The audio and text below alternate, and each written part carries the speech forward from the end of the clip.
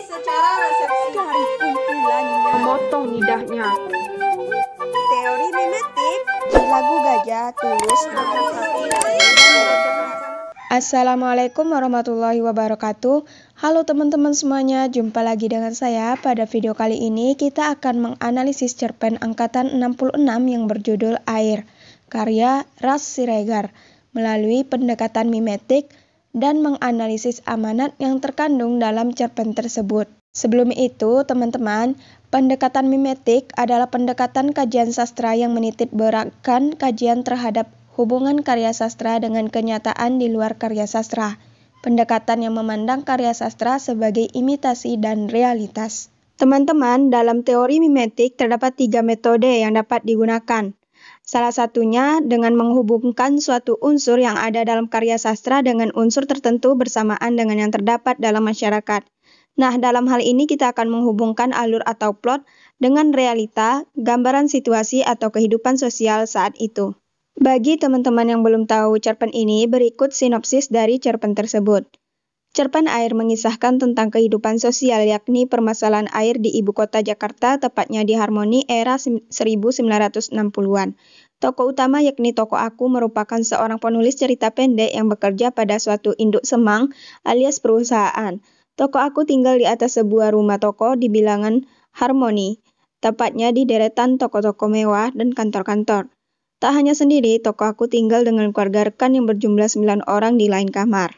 Cerpen ini diawali dengan digambarkannya oleh pengarang bagaimana nyamannya seseorang yang tinggal di kawasan Harmoni berkaitan dengan air bersih.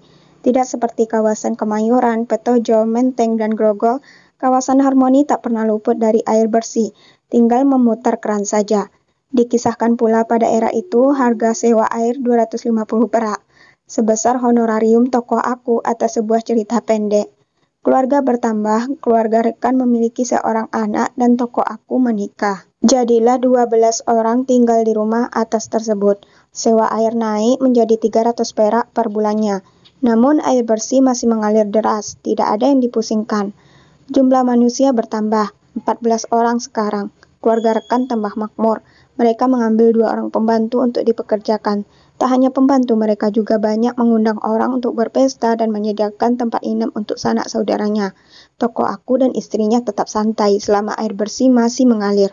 Tamu-tamu terus ada. Masalah mulai datang menghampiri. Rekening air naik menjadi Rp2.800. Tokoh Aku dan istri terdiam, termangu melihat angka itu yang membengkak akibat denda pemakaian air berlebihan. Kemudian air ledeng disegel. Keluarga rekan mulai merasakan suatu tanggungan. Pesta dan tamu tak sebanyak dulu. Kedua pembantu berhenti bekerja dan banyak perabot dijual olehnya. Lalu mulailah pertengkaran antara kedua keluarga. Tokoh Aku dan istrinya yang hanya hidup berdua tetap nyaman walau menggunakan air belian pikulan seharga 750 perak per bulan dengan 25 perak per pikulnya. Kini air pikulan naik menjadi 40 perak. Keluarga rekan mulai meradang, mencari bahan tengkaran dengan keluarga Aku.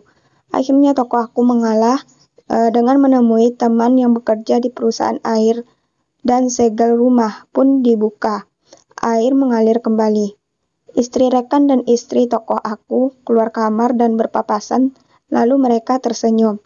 Rekening air kembali 300 perak per bulan, separuh seorang per keluarga.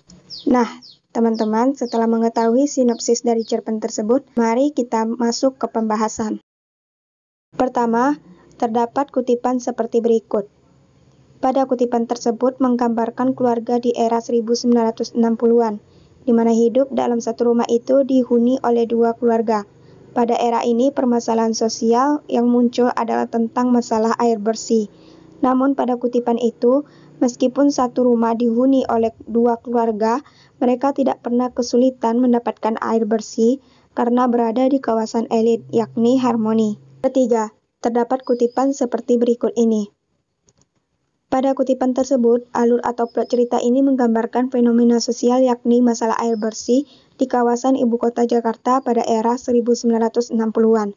Pada cerpen ini memperlihatkan realitas setelah sekitar 20 tahun Indonesia merdeka, bahwa di daerah ibu kota Jakarta saja masih banyak orang hidup tanpa air ledeng mengaliri. Namun, harmoni merupakan kawasan elit tetap tersinkron pada fenomena air bersih. Ketiga, terdapat kutipan seperti berikut. Pada kutipan tersebut terdapat alur atau plot yang menggambarkan bahwa masalah air bersih pada era tersebut sangat berdampak pada masyarakat Indonesia.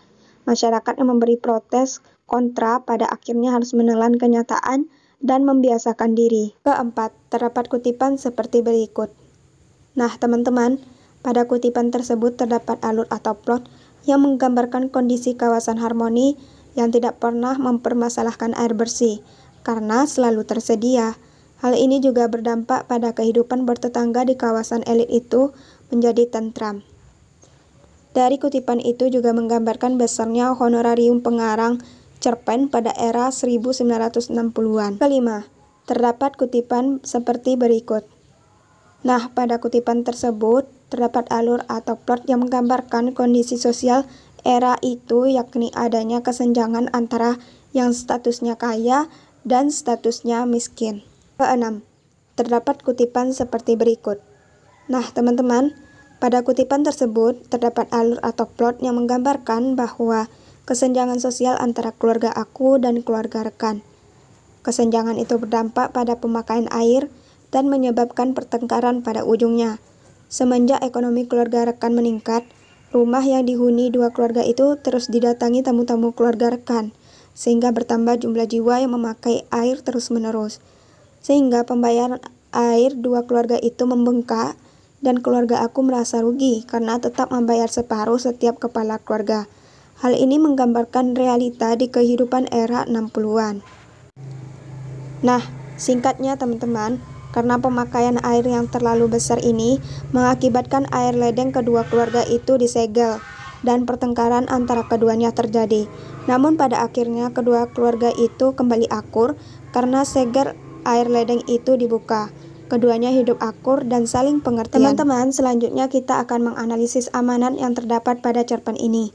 Pertama, amanat tersurat. Dari cerpen tersebut menggambarkan bahwa betapa pentingnya air untuk kehidupan manusia. Namun setelah sekitar 20 tahun Indonesia merdeka, yakni di era 60-an, masih banyak daerah di Jakarta yang belum dialiri air ledeng. Sehingga masih banyak masyarakat Indonesia yang kesulitan dengan air bersih kecuali kawasan elit. Selain itu, berdasarkan kutipan-kutipan yang sebelumnya kita bahas, kesenjangan sosial yang membuat seseorang yang statusnya kaya bertindak semaunya, yang digambarkan oleh keluarga rekan. Keluarga rekan yang ekonominya meningkat mulai boros menggunakan air, hingga terjadi pertengkaran dengan keluarga aku. Lalu air ledeng mereka disegel, dan disitulah keluarga rekan mengalami masalah. Kedua, amanat tersirat. Cerpen ini memiliki amanat tersirat, yakni hidup bertetangga harus memiliki tenggang rasa dan saling pengertian agar ketentraman selalu tercipta. Seseorang yang statusnya kaya bukan berarti dia dapat berkehendak semaunya. Namun pada akhirnya cerpen ini memperlihatkan bahwa meskipun terjadi pertengkaran antara dua keluarga tersebut, pertengkaran itu tidak berkepanjangan dan kembali hidup rukun. Sampai di sini pembahasan kita pada video kali ini. Semoga video ini bermanfaat bagi teman-teman semuanya. Lebih dan kurang saya mohon maaf. Wassalamualaikum warahmatullahi wabarakatuh. Sampai jumpa di video selanjutnya.